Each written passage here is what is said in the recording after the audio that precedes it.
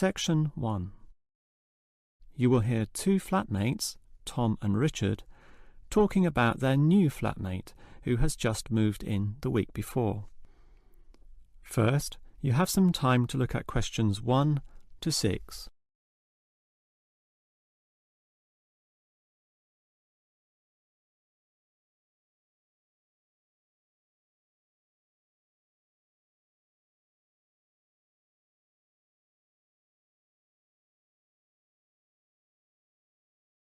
Now we shall begin. You should answer the questions as you listen, because you will not hear the recording a second time.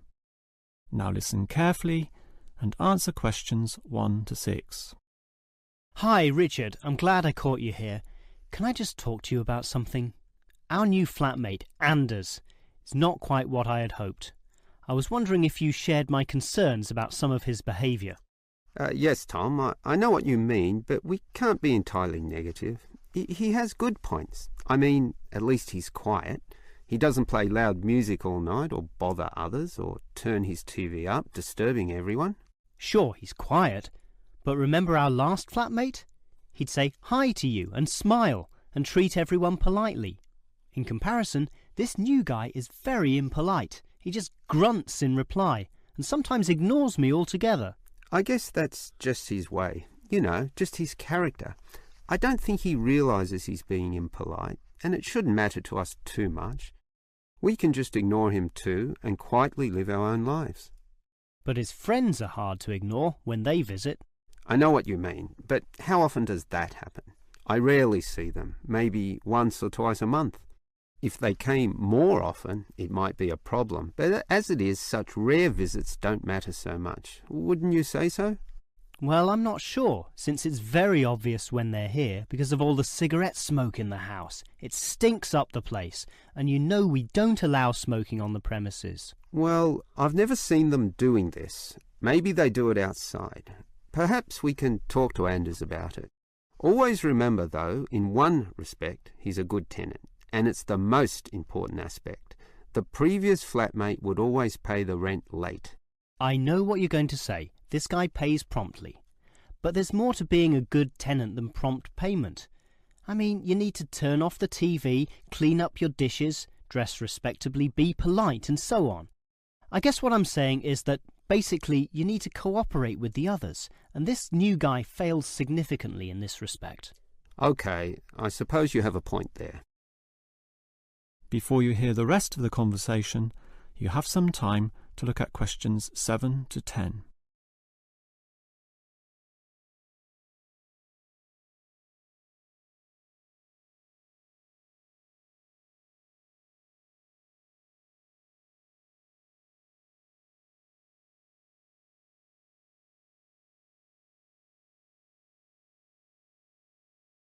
Now listen and answer questions 7 to 10. I tell you what, Tom, why don't we talk to our new flatmate, Anders, about these issues? If we throw him out, we'll have to go to all the trouble of finding another flatmate, who might not necessarily be much better. So, let's give the current guy a chance. Here, I've got a piece of paper, so let's make a short list of issues to discuss with him. Get it out into the open. Sure, we'll give him one more chance. So write communication, and let's tell him to... Well, we can't change a person's personality overnight. So why don't we have a weekly tenants meeting and we can just ask him to attend. That way we can get to know him better. I'll write attend meeting and we can take it from there. OK, but we have to tell him about his friends. They can't just do whatever they want. Write a heading friends and then write don't smoke anywhere, inside or outside. Well, instead of being so direct and possibly causing offence, I'll just write follow rules and verbally mention the rules. TV off by 10 p.m, no loud music or bad behaviour, including smoking. OK, do that, but I still think we need to specifically mention that last issue. You know how I can't stand the habit, so I'd like this to be another and separate point. Cigarettes, strictly forbidden. And it's important to include the strictly here. Can't pussyfoot around too much. Sometimes directness is necessary. OK, I'll write that. Forbidden. OK. And what about cleaning duties? Anders is a little too relaxed about that. Dishes are sometimes not washed, dirty teacups are left around the place, and so on. So, write, must do better. Yeah, again, Tom, he might take that personally and it could cause a scene. I'd rather be general. I'll write must be done and I'll tell him that that's for everyone, not just him. OK? OK, as long as he gets the message. That is the end of section 1. Now turn to section 2. Section 2. You will hear a first aid officer talking to a group of factory workers about emergency first aid. First, you have some time to look at questions 11 to 17.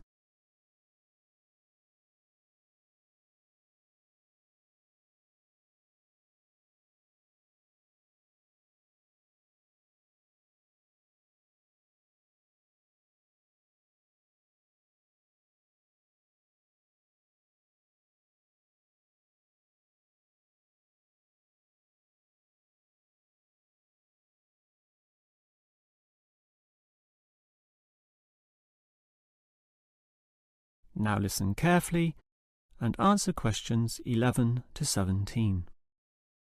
Hello everyone. Now you know why I'm here. You all work in a factory, and in this environment there always remains a significant possibility of accidents happening, in which case first aid will be necessary. What is first aid?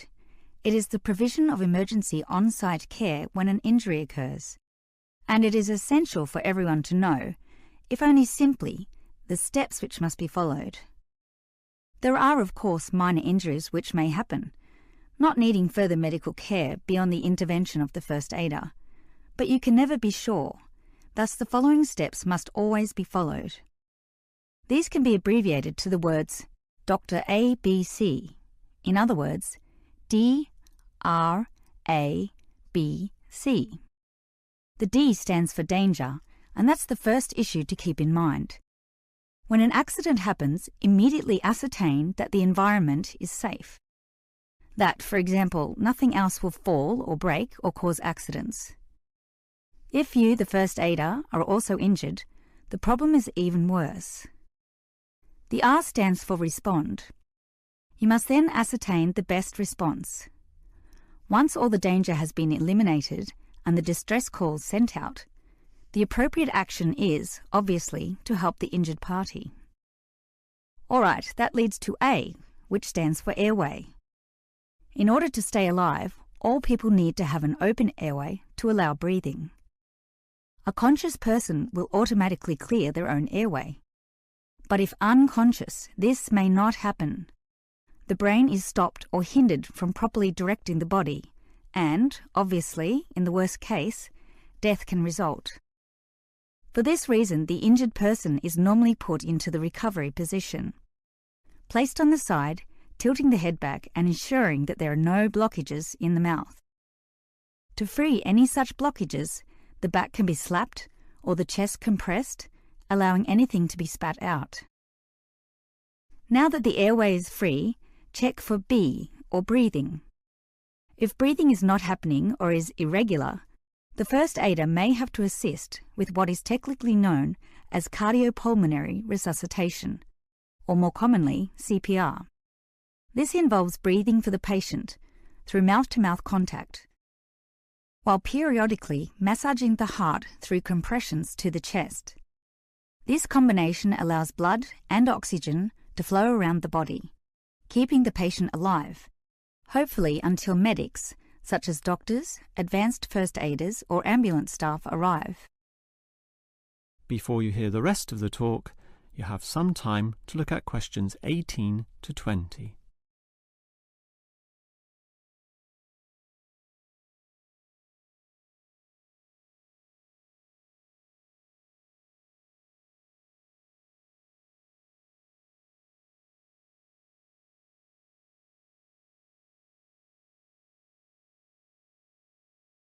Now listen and answer questions 18 to 20. Now, it's certainly good to have knowledge of emergency first aid, but, obviously, the best situation is simply not to have accidents occur in the first place. For that, you need to be aware of safety issues, but just saying "be aware" does not usually achieve much. It is more important to have an appointed person whose job is to ensure awareness and work safety. Safety inspections would obviously be part of their job, whereby they can make sure, for example, that the first aid boxes are fully equipped. Another idea is to put posters on the walls, but, interestingly, research has proven that these tend to be ignored, becoming just part of the wallpaper, seen but not put into practice. It is much better if everyone is just instilled to not be reckless, that is, to not rush into situations without thinking about the possibility of accidents. And instilling this mindset is part of the job of the safety officer. Some other suggestions are ongoing first aid training and no accident reward or star systems. These have had some success, but nothing beats a regular meeting, say once a month, in which the subject of safety is brought to the attention of everyone, and any outstanding issues related to this are thoroughly discussed. That is the end of Section 2. Now turn to Section 3. Section 3. You will hear two students, Frank and Nicole, discussing their research on university waste. First, you have some time to look at questions 21 to 25.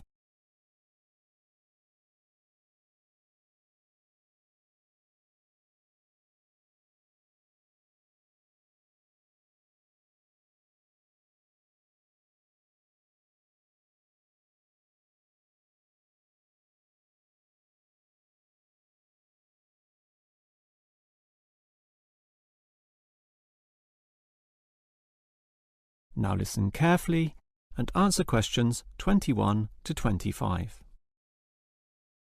Hi, Nicole. As you know, we've got to decide on the best ways this university can reduce its waste. You inspected the eastern campus and I did the western buildings. Did you do all the interviews as well? Yes, I interviewed all the staff, who made some good observations, and I interviewed some of the students. The students said little that was interesting. They don't seem to care that much. It was the cleaners, surprisingly, who revealed the most relevant facts. That's not surprising to me. They empty all the bins, so they see the waste firsthand, whereas the staff just throw things away without thinking. What item was most commonly disposed of? Well, it really depended on where I interviewed. In the cafeteria precinct, obviously paper plates and cups were thrown away all over the place. There was almost no attempt at recycling. However, across the university in general, it was paper copying that filled up most bins, far more than plastic or other forms of waste. Do people care about this, then? Well, some do, if you can believe them. I must have interviewed about 30% of customers in the cafeteria, and the results were mixed. Out of all the people I interviewed, well over half, maybe about 55% of them, were quite honest about it, telling me that they had little concern.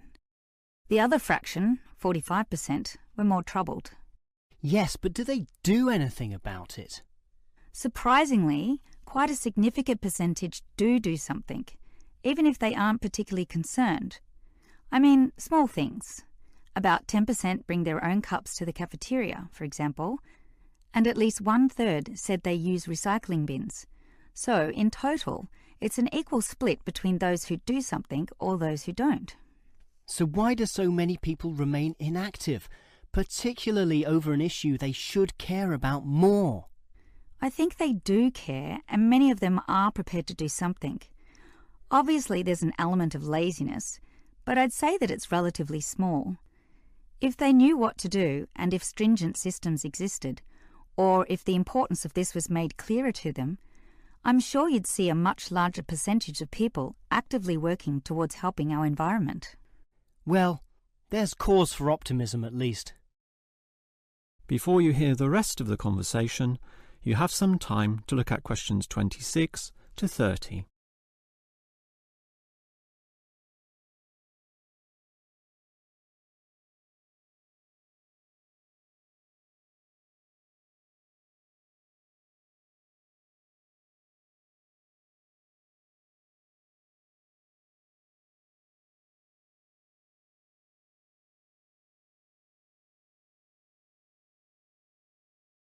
Now listen and answer questions 26 to 30. Clearly then, there's a significant waste of paper here at this university, so I've worked out one practical suggestion which could help reduce it, specifically the waste from the excess photocopying. Let me hear it then. Obviously, for a start, we've got to ensure that everyone, including the staff, without exception, copy both sides of a page. We can't tolerate single-sided copying. It's just far too wasteful. Absolutely. Just more trees being chopped down. But as people are doing copying, there may be adjustments and practice copying, producing single-sided copies or blank pages not wanted and not intended for use. These need to be deposited into a tray for intended recycling. You know, for recopying onto the blank side of the page. But people don't usually do that. I'm afraid it's just human nature. No matter how unimportant the copying is, they prefer to use fresh paper. Yeah, I agree with you, which is why you need to display these papers right in front of everyone with a clear sign, "Please reuse," to make it easy for them to do so. They still won't do it. I know. That's why you take some of these papers and regularly stack them inside the copier in a special tray once a day, say in the morning. Well, that's getting better, making it easier for them to use the paper. But still, I'm afraid many won't. That's why you allow everyone to select this tray when copying. You distribute numbers or codes to every person, giving them special access to this recycling tray. Every time they use papers from this, it's tallied up to their account. I know I'm sounding a bit negative, or even cynical here, but why should they bother using that tray? Because the person who does the most copying from this recycling tray gets, say, a cinema pass or lottery ticket or some other sort of reward. Oh, right. Now that's a system which might just work. Let's trial it in the office and see what happens. That is the end of section 3. Now turn to section 4. Section 4. You will hear a lecturer discussing techniques for removing carbon dioxide from the atmosphere. First, you have some time to look at questions 31 to 33.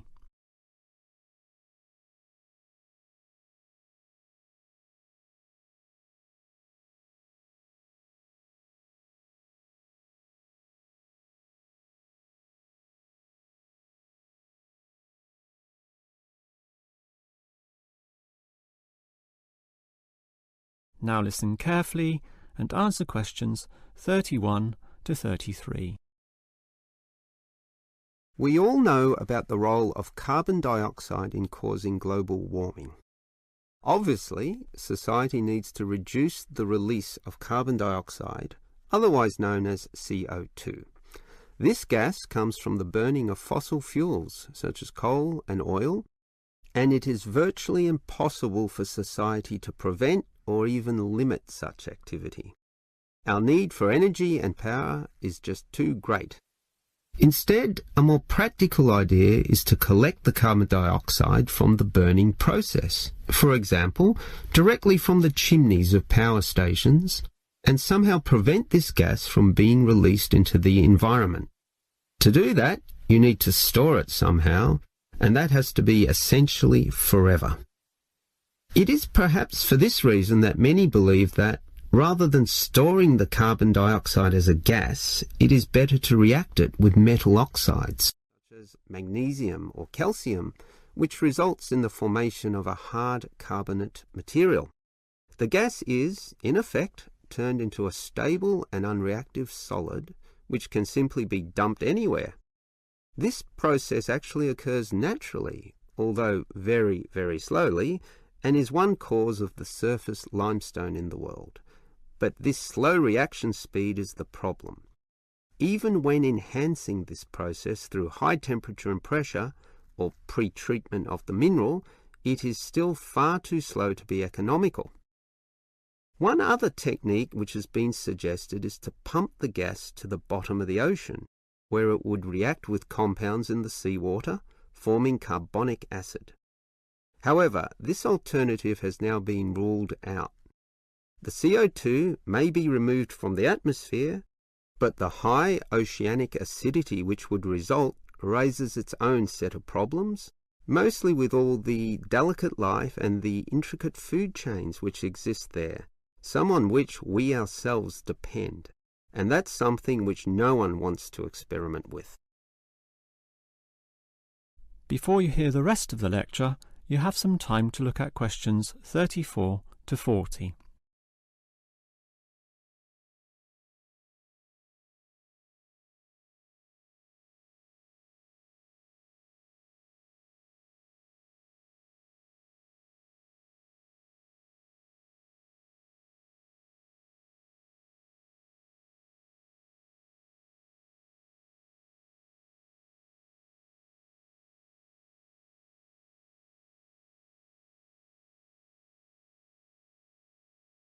Now listen and answer questions 34 to 40.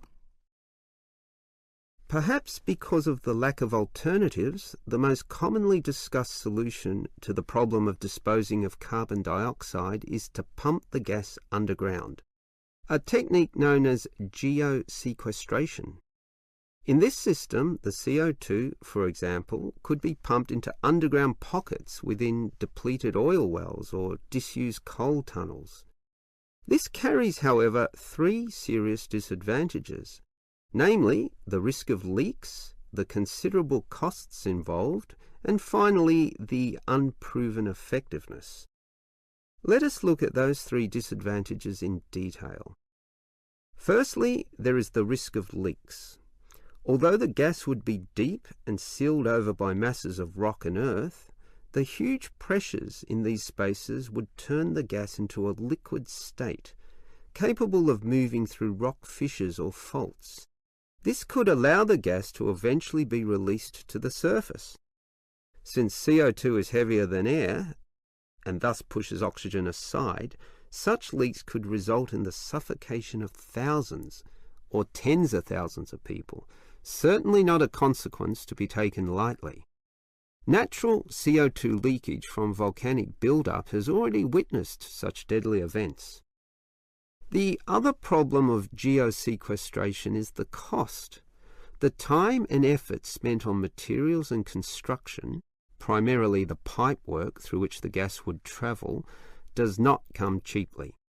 So, if this system were to be implemented in, say, coal-fired power plants, the extra cost would have to be paid by the electricity user, whose bills would almost double as a consequence. Few people are prepared to pay this much simply to make a small dent on the effects of global warming. And this leads to the final problem. The most basic question is whether geosequestration actually reduces global warming. The problem here is that the energy needed to create and drive the sequestration process would require approximately a quarter of a coal-fired electricity plant's output. In other words, the plant would have to burn 1/4 more of its coal just to account for the sequestration of the carbon dioxide. And with coal producing other noxious pollutants, such as sulfur, ash, and heavy metals, the environment is hardly benefited at all. Nevertheless, there are many active experimental efforts underway, primarily in oil production sites. These are small, but intensively monitored and analysed. All we can say now is that the jury is still out on whether underground carbon storage will one day be feasible. That is the end of section 4. You now have half a minute to check your answers.